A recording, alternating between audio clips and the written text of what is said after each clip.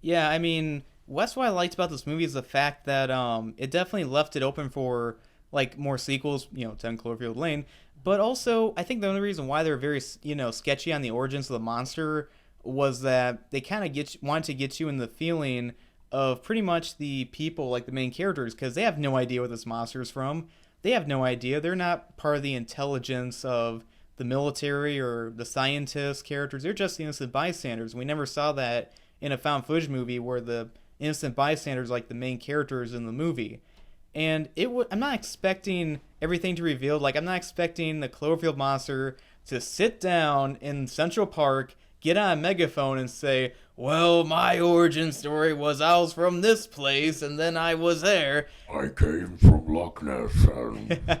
I know. I mean, that would be retarded if that would happen, because yeah, I mean, I'm not expecting it to everything to be explained. I'm just saying, maybe just a tad bit of hints, and sequels can definitely build upon that. They can give us more reveals and details later on. Absolutely. What a concept, and it doesn't necessarily make them worse.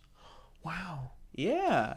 And also, I think one thing we should talk about besides the monster and the story is the characters, because there are a few actors that I think are we see them from time to time. Like I think one Lizzie Camplin is like one of the characters or part of the entourage of people who are trying to run in New York City.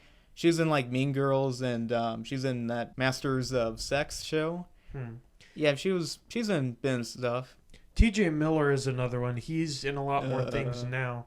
I think he's fine and he's pretty funny. But this was definitely one of his earlier cameos. Yeah. Well, not I don't want to say cameos. Kind of one of the main characters, and I think what really hurt this movie for me was the fact that I just found his character annoying.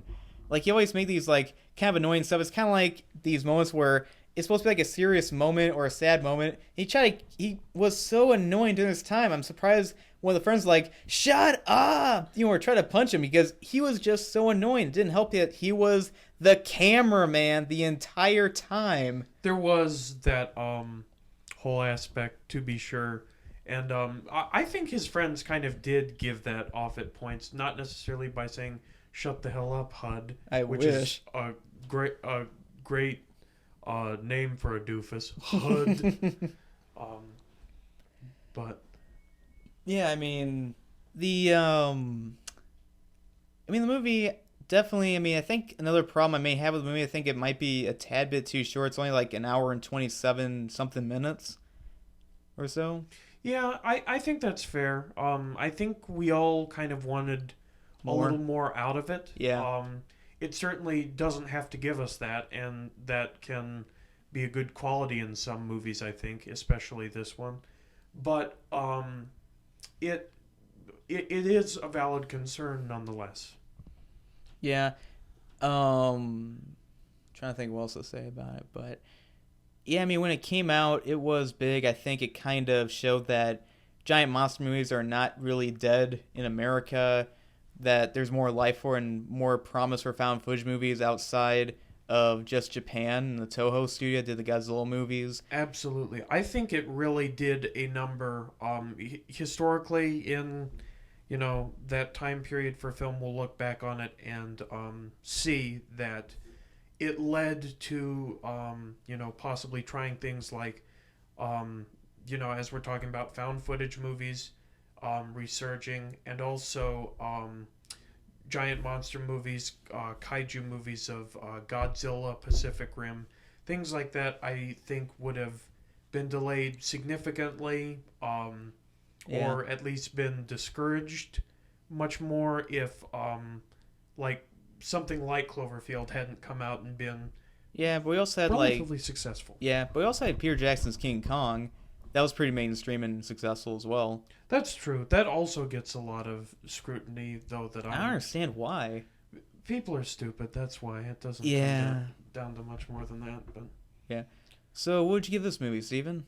Well, I have seen this a bunch, and I am a big fan. But considering the few flaws it does have here and there, and the test of time, I would give this about an 88%. I think that's pretty much right on the button.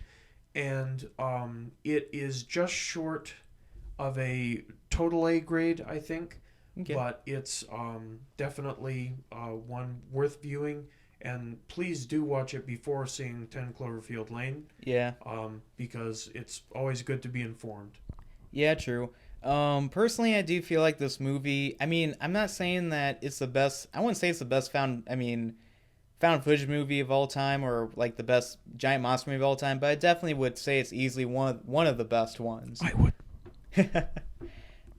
Yeah, I mean, it's kind of interesting because America doesn't really have its own giant monsters besides like King Kong. Because I think one of the guys who made this movie, who wrote the movie, said that America doesn't really have a giant monster, so he thought America should have that. Mm-hmm. And with the monster, on one final note, I've noticed that with J.J. Abrams, who was a producer on this, I noticed that when he does these various movies and features giant monster, I kind of noticed he kind of recycles the same Cloverfield-ish design. Because if you think about it, the Cloverfield monster, it looked a lot like the giant monster that Captain Kirk was running away from in the first Star Trek movie and that, winter weather, icy planet. And then it kind of looked like the monster from Super 8. That is very valid, actually. Yeah. Super Yeah. 8 talking about overrated things. Mm-hmm. But also, it's important to know that J.J. Abrams actually didn't direct this. I think he produced it, and Matt Reeves was the one responsible for directing it. He's been seen doing a few other, questionable, good, okay movies, but he is definitely one worth looking into, I think, for the future. Yeah, I mean, I think he actually directed Dawn of the Planet of the Apes. Oh, yeah. How about that? Yeah, he's directing the sequel as well. So, oh yeah, I remember him now. And yeah, I think it's pretty awesome that, he's gotten on to do other really good work as well. But I'm looking forward to the next one that's like next year.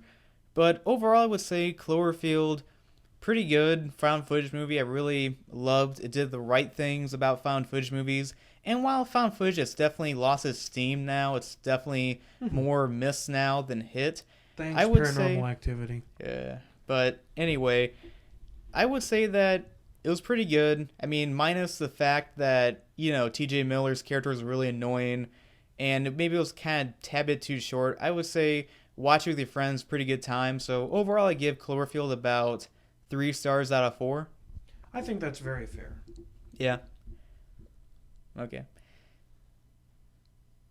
Yep, I think that's about all that needs to be said about it.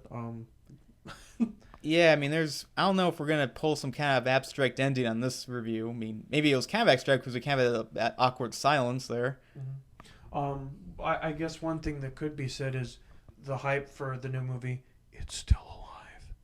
I'm looking forward to that one. But anyway, this is Tyler from Anchor Reviews. And Steven from Steven Lawson Studios.